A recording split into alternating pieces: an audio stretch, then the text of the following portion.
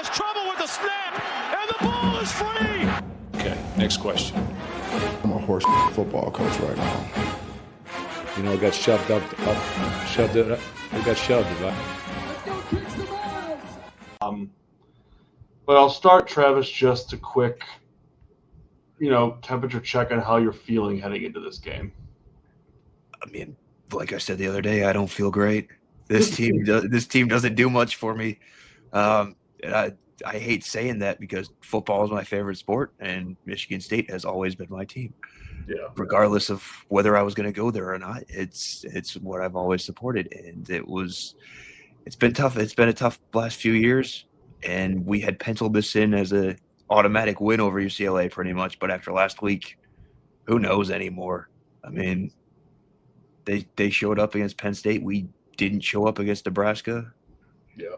It's an interesting one. Plus, it's a team we haven't played since, I think, the 70s. So it's been a really long time. Yeah. The game is at noon, which I think bodes well for us. I don't know what their travel plans are. I assume they're traveling in a couple days early, similar to what we did versus USC. But they might already be there if we don't. Yeah. But I think that's good for us to be on the right end of a time difference for once. But yeah, I'm with you. I really don't know what to expect. If UCLA had went out and even if they just lost to USC, I probably would feel a lot more confident. Having said that, looking at some of the stats and where they rank on offense and defense, I feel a little better. But go ahead and give me kind of some of the players or what to watch out for on UCLA. Yeah, I mean, what you're really watching out for is mostly the QB run. Nico Iamaleava, however the heck you say his name. I still haven't gotten to that point yet. I mean, they're off. He had, I'm doing the math here, like 290 yards of offense last week. Yeah. Threw for 166, ran for 128, accounted for 5 touchdowns. Yeah.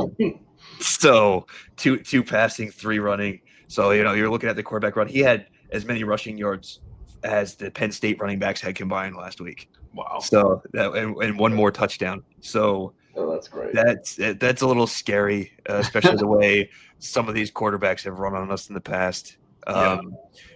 So I mean, he's their big guy. He's their leading rusher, I think. Yeah, he's their leading rusher by like 200 yards. It's scary. A lot of that's going to come in there, but I mean, like these metrics. I mean, until last week they'd scored more than 20 points once. Yeah, the entire season, and so like you don't really know what to take. I know they asked Jonathan Smith about preparing for it and whatever, and he was talking about how you gotta pay attention to more of the recent weeks, and like you still do your scouting on like their basic stuff or whatever, but then the stuff that's changed over the last couple of weeks is what they've we got to concentrate on. But I mean, like looking at last week, they took care of the ball. The only turnover was from Penn State, but in the same time, they don't get a lot of turnovers, and they don't turn the ball over. They've only thrown the ball 1 interception this year, and they've only lost 4 turnovers total. But their defense has only gained 3 turnovers, so they're not a big turnover team. And like you said, these metrics aren't like they're 105th in sacks allowed. They're 58th in tackles for loss allowed. They're 112th in scoring, even after scoring 42 points last week. They averaged 19.8. They're 103rd in total offense. Yeah, their third down defense is dead last in the entire. That is one note I had. Yeah. So it's it's setting up well, but also the one thing that unfortunately I noticed while looking at those tackle for loss numbers, guess who's dead last in college football in allowing tackles for loss? That would be the Michigan State offensive line. Yeah, I have to say very worst. It's a school that's on the banks of the Red Cedar that's known to all. Yeah, I think. I mean, you literally took all the stats. The backfield's open to all. Sorry. Yeah, right. Yeah, like they don't stack up well ranks wise. Like their yards per game on offense is 105th in the country. They don't pass Outside the of Nico, ball. they don't have that many names that you know. Right. Yeah, they don't pass the ball very well. They don't rush the ball very well. They're 74th in rushing yards per game.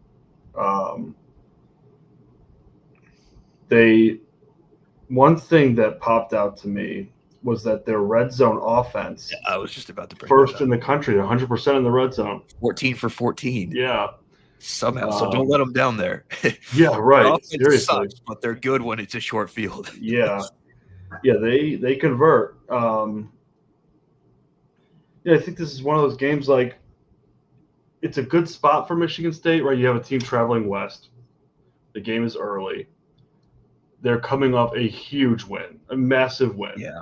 Their first one of the hangover season. Effect. Yes. This is one of those things where you need to take advantage of a team that's probably going to come in a little hungover. Or, I mean, they could just – my biggest fear is they come in just carrying that momentum, and they just kick our asses. Yeah, I mean, Iamaleava is not – he's played like a slouch this year. But he's not a slouch. I mean, he was really good at Tennessee in that offense. Yeah. Well, my counter to that is every quarterback is good in that Tennessee offense. I mean, look at what Joey Aguilar is doing compared to what he did at UCLA. They're Good point. But yeah, I mean, he's definitely a guy to look out for. He's a mobile guy. I mean, is the scariest part of that. I think that, offensively for us, it's good that they allow a lot of points, first of all, and they also let you run the ball down their throat. I was going to say they're giving up 217 yards to opponents per game in the running game. So if there's a game in conference play where you're going to get your running game and you're blocking right, it better be this one. Otherwise, we're in a lot of trouble.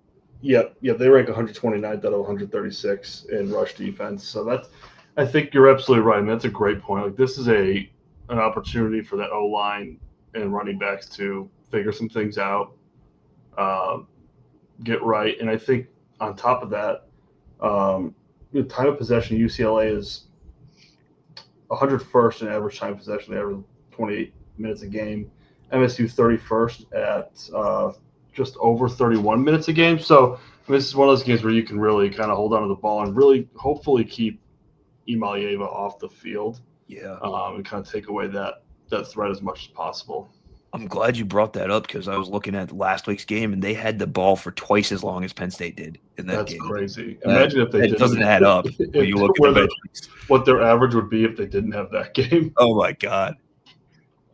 Yeah, dude, their scoring average would be abysmal. I was going to say they're averaging 19.8 after the Penn State after putting up 42. Yeah. This is realistically it's probably the last game that Michigan State will be favored in. Yeah. At least like a clear favorite. I mean, they're 8.5-point favorites. You got to win on homecoming, man. You can't shoot homecoming and lose. This is one of those games where if they lose, the calls for John Smith being fired will really ramp up. Yeah, and they will also become everybody else's homecoming game. Yeah, for the future. Yeah, but I think like we mentioned their quarterback running game and everything. I think that the key is going to be keeping him inside. Like, we can't have our DNs getting way too far upfield, right, like they tend to do sometimes, and just bypassing the quarterback because that's just going to leave lanes for run. You very much have to. This is a former DN speaking. You very much got to keep contain on those outside edges, and that's something that we've struggled with. I think, especially with these running quarterbacks, is not necessarily the scheme of it, but the guys knowing who has the contain, who the contain defender is, and who's supposed to stay home. Because I've seen time and time again, that guy that's supposed to be holding contain, diving inside and trying to go get a sack when that's not his role in that play. Mm-hmm. Yeah, it's definitely something to keep an eye out. I don't know if they'll put a spy on him. That the spy seems to, I watched that Lions-Ravens game and they had a spy on Lamar Jackson, and now every time there's a running quarterback, I'm like, well, just put a spy on him. Just put a spy on him. Yeah. I don't know if Michigan State Do we have an Alex Anzalone? Right. Yeah. I don't know if that's something that's in our bag, but Yeah. If there was a game to do it, this would be the one. I would think they'd probably be using like Ice Moa in that role because I feel like that's the type of role that they've put him in. They kind of put him in there that way in the USC game when Hall and Matthews went out. Yeah.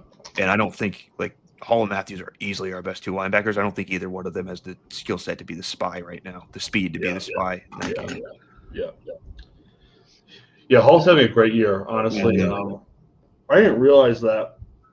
I didn't realize that they recruited over him last year in the transfer portal and told him that he had some things to work on. This was like a blurb they talked about in the Nebraska game. That the coaching staff basically told him he wasn't where he needs to be, especially coming off such a good freshman year that he had. Yeah. I was surprised to hear that, but he's been great this year. Yeah, I mean, it's good that he's in this era. He was able to hear that and go work on it instead of being like, "Oh, these guys don't like me, and I'm just gonna go play somewhere else." Yeah. So yeah, it also backs up what they've said about him since day one. He's this old school kind of hardworking linebacker who you want in your foxhole, who you want the captain of your team, leading your defense. So that's surprising to hear for me as well, but it's also good to see him actually commit to that and take it to heart. It's nice to know there's still some good ones out there. Yeah, that players that actually want to play. Yeah, yeah. Actually want to get better. Don't think they're a finished product. Right. Yeah. So Child's coming off probably his worst game of the season. I think it's a nice bounce back opportunity for him to kind of get right. Hopefully, there's not too many lingering issues from that, any like health wise from that Nebraska game for him. I don't even know what he's dealing with anymore. We thought it was the shoulder at first. He was limping at the end. Yeah, like who knows? We need him fully healthy with his full skill set. I don't think like UCLA ranks 126th in sacks. So hopefully there's not a ton of pressure coming from those guys. But I don't know if they've made any adjustments since the coaching change and everything like that to their scheme and ramping up the pressure and all that. Yeah, Nebraska didn't rank very well in sacks either, but they were in the backfield all day. I mean, we don't either, and we had 5 last week. Yeah, it's true. That is true. I think a get-right game on all accounts. I mean, if there's a team to do it against, it's certainly this one. I feel like Nick Marsh has been super quiet the past couple of weeks. Yeah. And I know that there's an injury there, and he's not quite 100%. But he's someone. If he's on the field, he needs to be making a difference. Yeah. I mean, last week all receivers were quiet, right? I think. Yeah, I was going to say that's what we talked. That's what we talked about in our last episode. Mm-hmm. A lot of the time, none of those receivers showed up on. Yeah. I mean, Marsh was the only guy whose position title was actually wide receiver who had more than one catch. Right. Yeah. So. Yeah. No, Childs, this should be a great game for him to get back and, he should have time to throw the ball, go through his reads, make good decisions. There was some really tough decision making. There was. Yeah, there was. And there was a ton of pressure, and I get that's going to impact it, but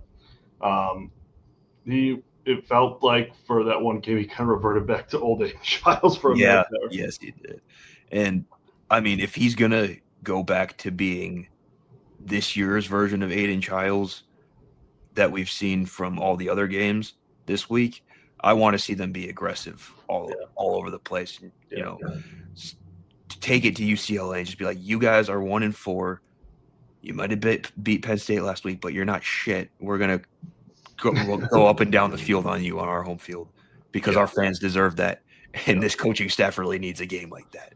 Yeah, that's true. And, the one thing to consider, too, in this game is that this is an interim coaching staff for UCLA. They're not going to, a lot of this – I don't know who their interim head coach is, but I can't remember. I forget it. I looked it up a second ago, and I forgot his name. But they're not going to – they're going to give you their best shot, right? These guys are all – want to have a job next year, whether it's at UCLA or a new team. So they're not going to just show up to show up and play. They're going to want to every game is a big game for them. They're going to be aggressive. They're going to put their best game plan together, just like they did versus Penn State. Like, this is not, to me, you're playing last week's UCLA. You kind of touched on this earlier. You're playing on last week's UCLA team. You're not playing the UCLA team for the first 4 games. Yeah. Tim Skipper is their coach, by the way. Tim Skipper. Tim Skipper.